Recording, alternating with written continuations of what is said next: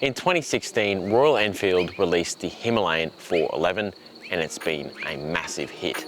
They managed to combine adventure touring and dual sport into a cheap package with rock solid reliability, and it's a true around the world motorcycle. The only thing holding it back was the soft suspension and a lack of power.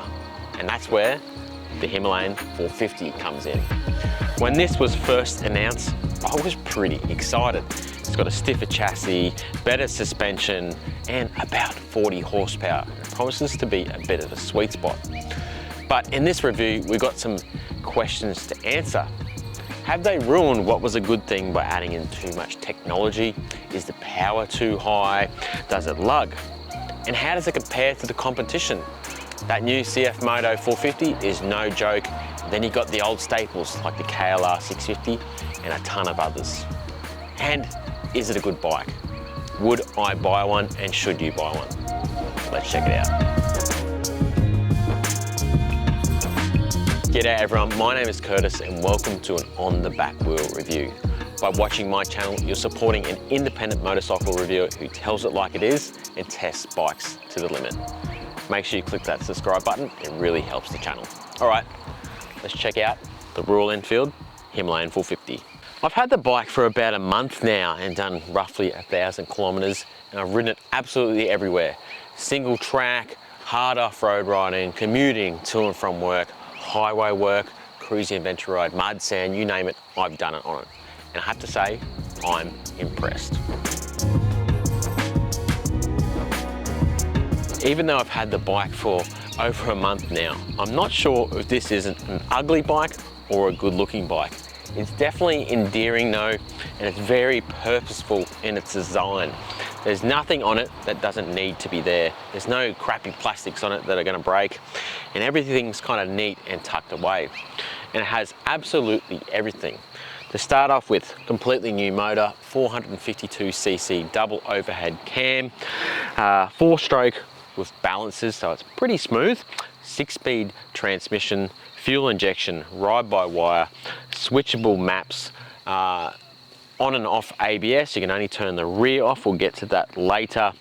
Stock, it comes with crash bars, with luggage tie-down points. It also comes with the luggage rack on the back, a center stand stock, 200mm of suspension travel, front and rear, and it's got a very nice dash. I mean, this thing comes with absolutely everything, and for $9,000, it really is fantastic value. The screen is non-adjustable, and I will say that you do cop a fair bit of wind blast. However, the payoff with that is you don't get any wind buffeting. Build quality wise, I'm very impressed overall. There are some definite cheap things here and there. I mean, it's a $9,000 motorcycle. First things that come to mind is the toggle on the dash and the levers. We'll get to both of those later. But in terms of paint work and fit and finish, it's pretty top notch. A lot of people were worried that the new motor would be too high revving and ruin the characteristics a lot of people loved about the 411. I can confirm that's all a load of rubbish. This is a fantastic motor. It's got the perfect amount of power and torque, this bike.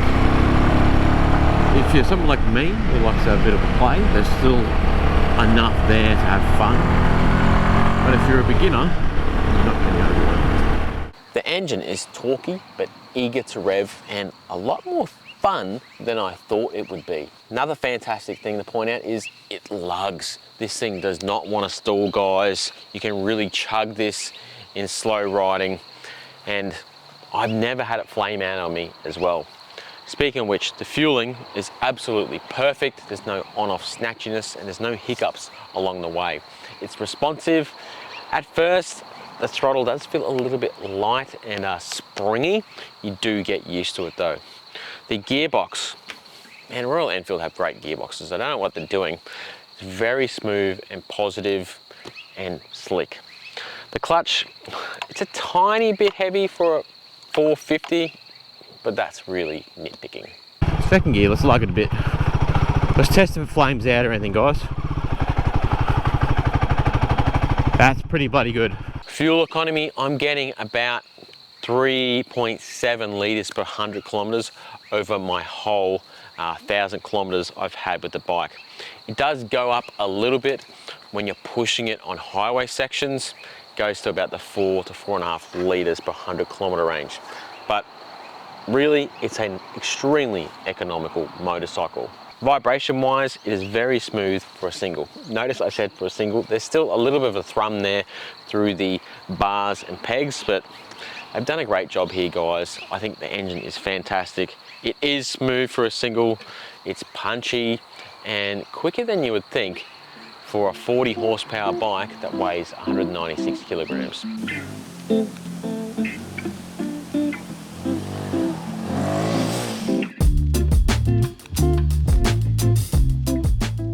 The first time I sat on this motorcycle, I was so thankful that it doesn't have that soggy suspension that a lot of adventure bikes have.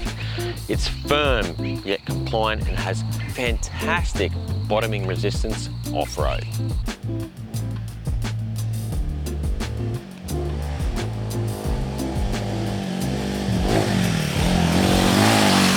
We got 200 mil of suspension travel front and rear, and until you push hard, it works absolutely fantastic. Don't get me wrong, it's not premium suspension, it doesn't give that beautiful plush feel, but it's firm and holds up the bumps really well. It's not too push a bit harder, it does get a bit reboundy and spit you around a bit, but you can push a lot harder than you would think on this bike. Hell, I can ride this bike harder than my stock V-Strom 800 DE.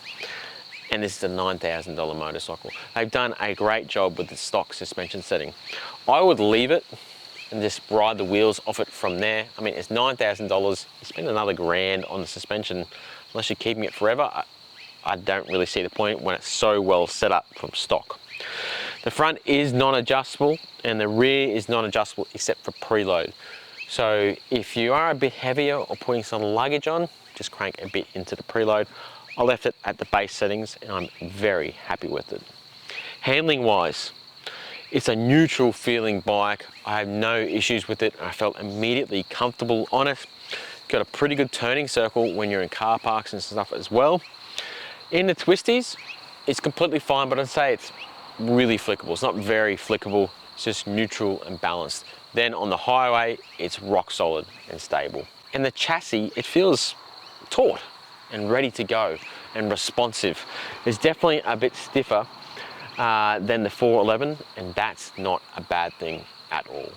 The brakes are by Brie. The name gives it away. They are by Brembo. They're their cheaper line of products for smaller bikes.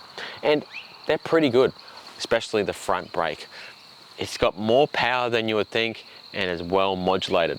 Off-road, they're fantastic.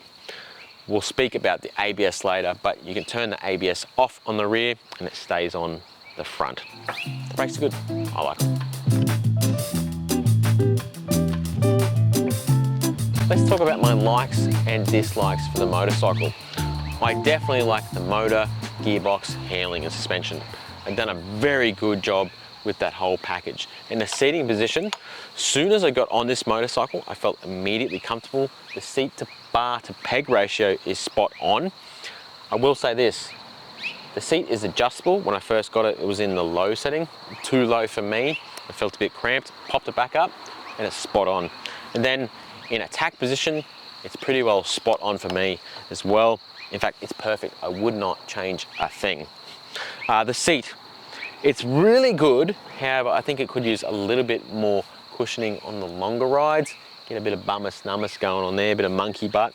I'm also not very saddle fit, so there's that as well.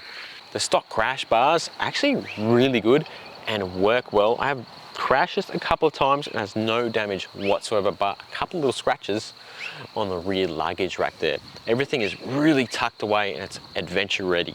The foot pegs, they come with a rubber mount. They're good on the street, but as soon as you get off-road, they're terrible.